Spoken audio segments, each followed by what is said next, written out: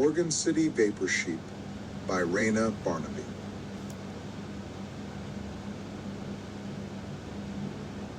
Part 1. Everything fell apart when we moved to Oregon City. I had always suspected my partner was bipolar. He would drift into deep bouts of depression that would typically last a few weeks. The one that started when we moved to Oregon City just kept on going. I loved Jay. He was my Aladdin, my happily ever after, and never in our 5 years together did I consider leaving him until this period. He wasn't speaking. I'd ask if he wanted breakfast and he'd make a soft sound. At night he'd crawl in bed with me and we'd push our backs against each other. But in the day I was so lonely. I hated Oregon City from day one. There was just something about it. It was only 20 miles from our old place in Portland, so the weather couldn't have been that different. But it seemed darker and gloomy. The rain in Portland had brushed my cheeks like a fresh mist, but somehow Oregon City's rain was more of a splatter, like it was being chucked at me. Technically speaking, the town was beautiful. There was a top and bottom of town, the bottom running along the Willamette River with rows of antique shops and an old courthouse. It is one of only 5 places in the world that has an outdoor elevator to take pedestrians to the top of the town. Going by car is steep, and I imagined biking up would be near impossible. Our rental was at the top of town along the major road. There was a stoplight right outside, so we put thick curtains up so no one could see in while waiting for a green. When it did turn green, we could hear the thick rumble of gas pedals being stepped on. But this place was cheap, and we were used to cheap. Portland prices had been steadily rising without us taking much notice. We held on to one of the few cheap places left, but then our landlords foreclosed and we realized the city had grown around us while we'd stayed in place. And we both barely worked, honestly. I did massage for a chiropractor that was open only 3 days a week, and he took book to hire moving jobs. We were broke. That's how we ended up in an old music shop that the owner was renting as a living space for cheap, probably because there is no way it was up to code. The owner had spray painted the address on the front of the house with red paint and littered the front yard with her trash, including an old toilet. And the building itself looked tired. I was always afraid that the ceiling would cave in on us in the night. If the Cascadian quake had hit, that ceiling definitely would have become part of our faces. But my biggest grievance with Oregon City was that it took Jay from me and wasn't giving him back. Because I was low on friends and social skills, I still spent all my time with Jay while he went through his depression. But it was time spent in silence. From the top of the city, we drove west to this country church that had a grassy lot and a gorgeous view of Mount Hood to throw the ball around for his dog, or we'd drive out further to the state park to hike. 6 months rolled out like slides from a silent film that someone dubbed dog noises over. I have a journal entry from that time that says, "Look, I know I've been in love more times than I can count on my hand, but I love you. Does that mean anything? Wake up. Am I saying anything? I tried shaking you. I thought I'd been shaking you, but I've been in the corner this whole time, sunk down low with my chin to my knees." Pause. I told myself I would leave as soon as he snapped out of it. I couldn't go while he was like that. Already, I worried about coming home and finding him hanging from the ceiling. Driving home from my job in Portland, I'd usually skip the interstate to take a dark forest-lined road. It was often smoggy, and I was teaching myself to sing. One of the songs I practiced was The Big Picture by Bright Eyes, a slow, sort of sad/hopeful song. I'd be singing and straining to see past the fog, and I'd see a flash of Jay in the bathtub in a pool of his blood. But that never happened. What did happen was he came back, and it happened how it always did, very suddenly. It was a few days after Christmas, and I was sitting on the couch in the living room reading a book when he walked in and said, "I need new pants." I looked up at him, alarmed. His voice was clear, and he was looking right at me. "Okay," I said. "Will you go to the mall with me to get some pants?" He chattered all the way to the mall. If you interviewed someone who saw us at the Gap that day, I think they would have said, that was a happy couple, or those two really liked pants. When we got home, he went to his music room. I'll explain the layout a little more. Like I said, it was an old music shop, so it had 4 small practice rooms. The front and back one the landlord used as storage, and the middle 2 served as our bedroom and a space where Jay had a futon, his guitars and computer. This is where he had spent the past half a year. He didn't close the door behind him, but by habit I went to my usual spot, the couch in the living room. A minute later he called out my name. Yeah, I answered. Come in here. I went to the music room, sat next to him on the futon, and we hung out for the next 7 months. A year before we moved to Oregon City, my therapist asked me to describe Jay. I said he was like clear blue water. He described things how my son would, my therapist told me. He is a kinesthetic communicator. Before I figured that out, we were having trouble communicating because I focus on words and I thought saying I love you was enough. But he needed an arm squeeze or a pat on the head. The words alone don't mean much to him. I guess I am like that, I said. He said, I always ask my clients in their first session to describe someone in their life so I can find their communication style. Most people will describe either how they look, those are visual communicators, or they'll say what they do. That's what I would have done. You described what he feels like to you. You know, less than 10% of people are kinesthetic communicators. How do you feel about that, he asked. I don't know. I guess that's cool. So people who are, say, auditory communicators, he continued, they tend to connect well with others who are dominant in that communication style. Like when you hear people say that they clicked with someone they just met, very likely it is because they have the same communication style. But for you and my son, that's going to be less than 10% of people you meet, where with auditory it's a good 50% and around 40 for the visuals. How does that make you feel now? Lonely. Right. He paused. I think for you to feel less lonely, it would be a good skill for you to work at recognizing what communication styles people around you have. And then you can work on meeting them at their style, like what I did for my son. I nodded. He had me write down a website that talked about the communication styles and tips on how to figure out who is who. I realized Jay was a fellow kinesthetic communicator because of the way he'd set the pads of his fingers near the top of my sternum.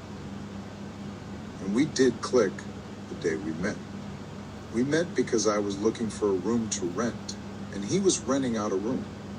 He was on the porch in a plain red tee, and his hands crammed awkwardly in his pocket when I walked up. He was thin and had sort of a clean-cut look besides his dark, messy curls. I opened the gate, stepped into the grassless wet yard. His dog ran up, and I shielded myself against her muddy paws. The house looked run down.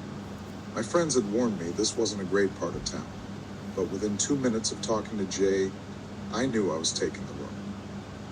He hadn't even showed it to me yet. We were still on the porch while he talked sort of quietly and firmly, with a slow, comforting energy that put me at ease. I rented the basement room, and Jay lived out back in a disconnected garage where he had several old mattresses serving as walls, like a maze, that led to either his bed or an area with a sink and rocking chair. I like to sit here and rock, he told me. While I was intrigued by this, I'll admit I was concerned. I knew Portland was a meth town, and someone who likes to sit and rock in their mattress maze seemed like possible meth behavior. Someone on meth wouldn't be so calm, but I didn't know. I asked a couple people who lived in the house. So the Jay guy, do you know if he does any hard drugs? Yeah, we can't really figure that out about him, one guy said, seeming to understand why I'd ask. I seen him smoke weed, that's it, the other said. Within a month, I moved into the garage with Jay, and we were in there doing some mushy stuff like slow dancing to the radio. I told him he was the most attractive person I'd ever looked at, and I meant it. No, that's you, he grinned. He told me about a memory from preschool where he watched 2 kids sit across from each other on the carpet. One leaned in to give a quick peck on the lips, The other did the same, and they'd go back and forth. We sat on the floor, reenacted. I had just moved to Portland from Chicago. Looking back, I recount my first handful of years in Portland as probably my happiest. Our rent was dirt cheap. With both of us only working a few days a week, it was like we were on a 4-year vacation, driving up the Columbia Gorge, camping out on Mount Hood, and hitting all the little beach towns along the coast. But I don't want to completely sugarcoat this handful of years. I was struggling mentally with chronic shame and embarrassment, and small social interactions were sometimes excruciating. That's why I started seeing my therapist. I was telling him about how I ran into one of my massage clients at a sushi place. I said, it was brief. We pretty much just said hello. But that was 3 days ago, and since then I've been carrying around this feeling in the pit of my stomach, like deep embarrassment or something, or like I'm somehow bad. I guess I feel like a massage therapist should be warm and caring, and I don't feel warm or caring. Do you have a specific massage therapist you see? He asked. Yeah. Are they warm and caring? Yes, I said. Well, maybe to you it's important to have a warm and caring massage therapist. I have one. I like that he gives very deep pressure, but I wouldn't specifically describe him as warm and caring. I don't need him to be. Don't assume anyone needs you to be a particular person. In my journal from that time, I have an entry about how I left work from the back door because I was having too much anxiety to say goodbye to front desk staff. I wrote several pages shaming myself about this. So when Jay would check out, that's what I was alone with. The first time it happened was around half a year in. He drove me to the bank and waited in the car while I went in. We were going to get ice cream after, but when I opened the car door, I was hit with a wave of bad energy. I could see in his expression that something was wrong. I got in and made a little small talk. He didn't reply. He jolted the car out of park. Is everything okay? I asked. Yeah, he grunted. I figured he must have gotten a text he didn't like. I was only in the bank for a few minutes, so I couldn't think what else could have happened during that time. He was driving in the direction of the ice cream place, and I said, we don't have to get ice cream if you're not in the mood. He didn't answer. When we got there, he pressed on the gas and sped past. We were on a pretty busy street with lots of shops and people, so I shouted, "You're scaring me!" which made him slam on his brakes. He slowly drove forward to where he could pull over. Sorry, he whispered. He bowed his head and just sat there. He was close to tears, so I looked straight ahead to give him privacy. We sat like this for maybe 5 minutes, and then he drove home. For the next few weeks, he scarcely said a word to me. By the 3rd or 4th time he bowed out like that, I started reading about bipolar disorder. The word that popped out to me was cycles. It did feel like we were a big wheel going around and getting snagged in the same spot. I learned there are different types of bipolar that varied in intensity and frequency. And even in the subtypes, there's a wide variation on what a certain person's cycle could look like. Like one person might have an episode only once a year or so, while another could switch from manic to depressive every other month. But that word manic I kept seeing didn't feel relevant. I've seen Jay in better moods than others, but I didn't think I would label any of his behavior as manic. I guess I decided he had some sort of bipolar without the mania, or that he wasn't certifiably bipolar, but we were cycling through something unnamed. So I cycled along with him, sort of priding myself for my patience, as if my lover were off fighting a battle and I was faithfully at home, waiting. And when he returned, we would get to have another honeymoon. Around and around, again and again. Part 2. In Oregon City, we had our 9th honeymoon, followed by the first and only time I ever saw Jay manic. Unlike his depressive states, his mania did have a lead-up. One sign was that he started sleeping in a field a few blocks from our house. He didn't even take a pillow. He would just lay there, cheek against the dirt. And then there was the way he looked at me while I was brushing my teeth. He stood in the doorway watching me with this look in his eyes that was loving and knowing and sad.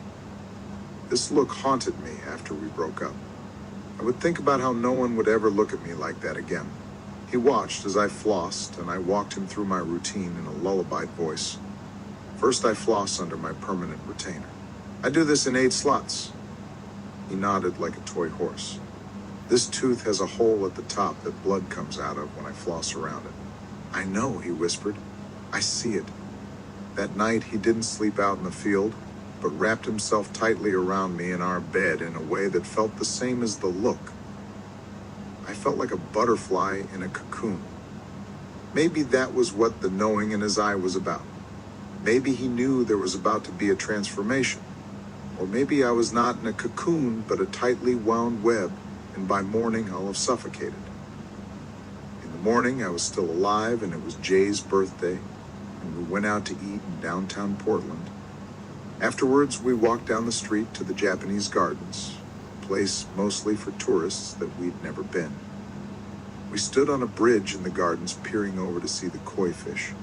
Koi fish aren't like ordinary fish, he told me. They hold meaning and symbolism. I'd be rolling my eyes if most people I knew said something like that. But when Jay talked about nature, I would take it in. Maybe I felt like he had authority because he'd been homeless in 3 different states. Or maybe it was the way he would say these things, like it was coming from deep inside. Like the way he calls his dog. We were at the dog park once and I was calling for Coco, and she wouldn't look up. And Jay said, "You have to call directly to her. You can't just shout her name into the air, she can feel the difference."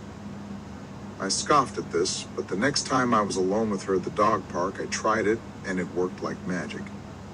You have to pull the words out from the bottom of your stomach instead of taking them from the throat. It really does sound and feel different. The night of his birthday, I had a koi fish dream. I was lying in my grandma's bed, and there was a knock on the window. I look up, and a silver and blue koi fish waved, did a backflip, and swam away. Then another. The koi kept doing this, each knocking, waving, and doing a playful flip before swimming away in a way that felt both friendly and taunting. When I woke, I looked up symbolism of the koi, and I looked in a dream book for the colors blue and silver. As dream interpretation often goes, I mushed it all together in a way to represent what I was already feeling. Change is coming. I feel like I should warn you that this story has no climax. It's been leading its way up to this manic episode, as I'm calling it, or whatever it was. But none of it is story climax material. It wasn't exciting. It was just exhausting. And there's no main characters, really, except maybe Oregon City. Jay and I were just 2 tiny pawns floating down the Willamette. Pause. Our little music shop home was sandwiched between 2 graveyards. The big one a few blocks ahead and a little one behind us. The big one is the only graveyard I've ever felt afraid to walk past. It was lined with a metal black gate and often had pockets of smog floating around like they were caged, like dead little vapor sheep. The graveyard behind us never had smog like that. The little one was newer, more modern, with plastic memorials on wires stuck into the dirt. It made me think, people who live in haunted houses don't need to go through the whole priest and exorcism thing. Any self-respecting ghost would leave if the owners just went to Target and got a bunch of cheap plastic decor. I was walking Coco there and saw a gravestone with 4 plastic, brightly colored watering cans littered around it. I almost took a picture, but didn't. Later that day, I was still thinking about it, so I went back to snap a shot. As I approached the stone, an old man came out of a shed and stared at me, and it felt too awkward to take the picture. Then the next day, I came back. The watering cans were still there, but so was the old man. It was sort of comical, because it wasn't like it was a great shot. I'm sure if I had taken it the first time, I'd have never looked back at it. The big graveyard I always assumed was the first in the West, as Oregon City was the first established town. When a friend from Chicago came to visit, we went to the Oregon Trail Museum at the foot of town by the junkyard. We could smell the trash when we got out of the car. It always had a sweet smell to it, like it were a decaying candy factory. The museum is small, It has a room full of animations talking about their journey, and then a gift shop with bonnets and recipe books. The only kind of cool part is the 2 buggies parked out front. I tried to imagine them traveling up the city's steep roads. Wouldn't everything fall out the back? I could see why they sort of abandoned this place for Portland and Salem. But also I wondered about the people who stayed, the stubborn ones, the ones tired of traveling, and the depressed. The man running the gift shop told us the iron-fenced graveyard has a section of unmarked graves where they buried people from the insane asylum. It was filled mostly with women, he said. People lost people when they came over on the wagons, family that stayed behind, people who died on the trail. Some of them lost children who would wander off to play, and when the wagons started moving again, the mothers would scream and call for their children. If they wandered off too far, they wouldn't be waited for. Then if these mothers showed signs of PTSD or depression, they'd get chucked in the asylum. It made sense to me that this city was founded by these tired and broken people. The town had this constant looming, like everything was a foreshadowing. The watering cans, the graveyard man. I felt like I was supposed to piece together what it meant before it played out in a way that could never be taken back. Pause. Jay started not coming home until late. He would text me photos of him at bars with mostly guys to prove he wasn't cheating. Okay, so he's not cheating, but he's out bar hopping with what seemed to be different people every night, and I was never invited. I was stuck on this hill. Our hippie landlord and her 20-year-old daughter Lily started coming by to work on the garage. They said they wanted to make it into a living space for Lily, but it didn't make any sense. The garage was barely even a standing structure. It was more like scraps of wood mildly clinging together. She wanted to live in there. They were cleaning out the garage, and Lily came into the house holding a rat and asked if I'd lost a pet rat. No, I told her. Did you get that from outside? Yeah, it was in the garage. I wonder who he belongs to. Lily, I don't think that's a pet. It's just a rat. No, she said. My friend used to have pet rats, and they looked just like this. I'm going to ask the neighbors. She went out the back door, and I heard a scream. Her and her mom rushed in and ran her finger under the sink. The rat had bit her. Are you okay? Do you think you should get a rabies shot? I asked. Oh no, my landlord said in a sing-songy voice. She doesn't need a rabies shot. That thing was harmless. It's probably scared out of its mind. I wonder how long it's been lost. I waited for Jay to come home so I could tell him about the rat, but when he walked in the door, he told me he wasn't real and that he didn't know who I was. He said when he was sleeping, a voice woke him saying, "You don't know her." And he realized the voice was right. I thought about this. If the only person I talk to doesn't know who I am, then who was I? He said he didn't want to live anywhere anymore. I would have just lived in my car after the other house foreclosed, he told me, but you would have never done that. So I've been wasting all my money on this place. Well, I don't want to live in Oregon City. I hate Oregon City. I said, you're the reason we're here. It's because you won't get a real job. See, he replied. You just want me to work so you can have a house or some shit. I don't care about houses. I never have. I'm a fire tiger, he said, referring to his Chinese zodiac. And you've never liked that about me? What? Bro, I'm moving back to Portland. You go ahead and live here or nowhere. I don't care. I spent the next few days packing and found a room to sublet in Southeast. Luckily, it was the end of the month, so I didn't have to wait long to move.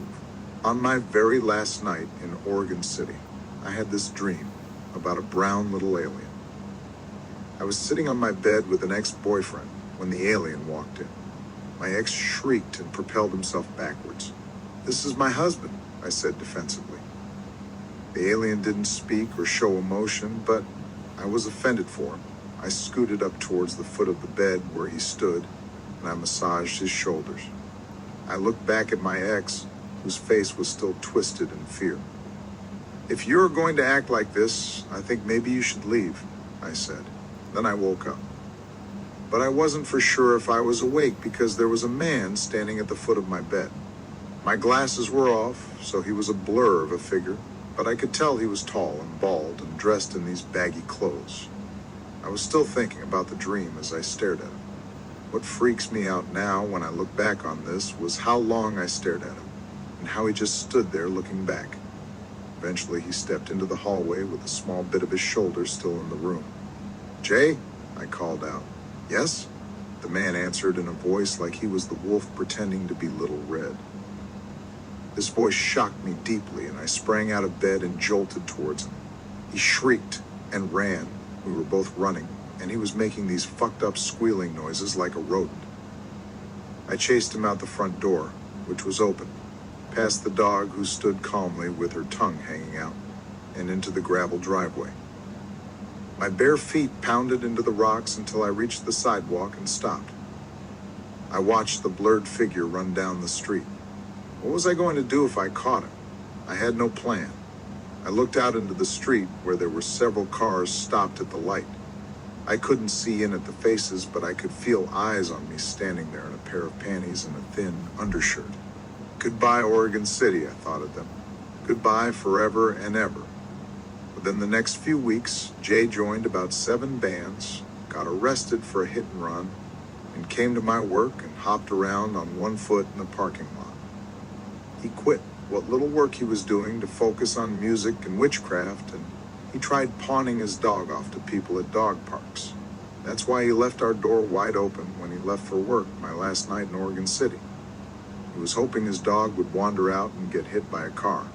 He would pace back and forth saying things about his dog, like that she'd ruined a bunch of people's lives. "Like whose?" I asked, but he didn't reply. He was angry at his dad for letting him get a dog, but Jay was a full-grown adult in San Francisco when he got her, and his dad was all the way in Philly. I kept daily tabs to make sure he was okay. He was going through a whispering phase. When I called, he'd hang up if I didn't whisper. "The world doesn't have enough whispering," came his barely audible voice through the phone. I decided I should call his mom. He wasn't close with his parents, and they were 3,000 miles away, but someone other than just me needed to know what was going on. "My son is perfectly fine," her thick Ukrainian accent informed. "Always he got straight A's. He has bipolar disorder," I said gently but firmly. "No," she insisted. "No issues like that in our family." Of course, I thought. His parents grew up in the Soviet Union. Mental health issues weren't addressed. The whispering died down after a couple weeks, but still, he was not himself. He had fast energy. He would invite himself over and sit on his phone for maybe 10 minutes before springing up and saying he had to go to a friend's house show. I missed him deeply, but every time I saw him, I wanted him gone. He did call me months after the breakup. His voice sounded soft and slow like it used to, and he said he was just now realizing that he lost me. But I'd signed a year's lease somewhere. I had. Spent months in bed healing. I was just starting to feel okayish. Maybe old Jay was back. But this time, there would be no honeymoon.